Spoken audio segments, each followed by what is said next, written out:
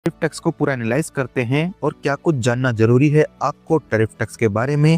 Question wise आगे बात करते हैं और जानते हैं कि टैरिफ टैक्स किस प्रकार से काम करता है। फर्स्ट क्वेश्चन है टैरिफ टैक्स कौन लगाता है, तो आंसर है टैरिफ टैक्स गवर्नमेंट लगाती है इंपोर्ट किए गए सामान पर, और ये टैक्स कोई भी देश लगा सकता है किसी भी देश पर।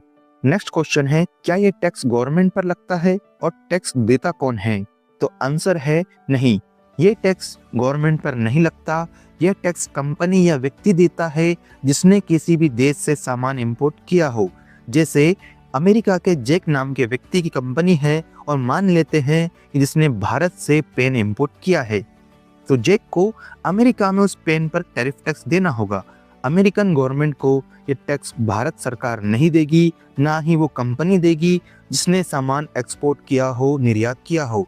यह टैक्स अमेरिका की ही कंपनी देगी, अमेरिका के ही लोग देंगे जिन्होंने सामान को इंपोर्ट भारत से किया है।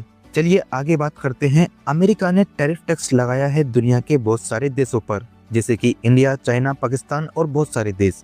तो चलिए इंडिया के बारे में बात करें तो इंडिया का बनाया हुआ सामान अगर अमेरिका एक्सपोर्ट किया जाता है तो अमेरिकन गवर्नमेंट उस पर 26% का टैरिफ टैक्स लगाएगी।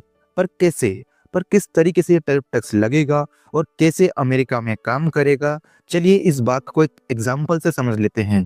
भारत की एक कंपनी है जो पेन बनाती है और उस पेन का प्राइस है 100 रुपीज।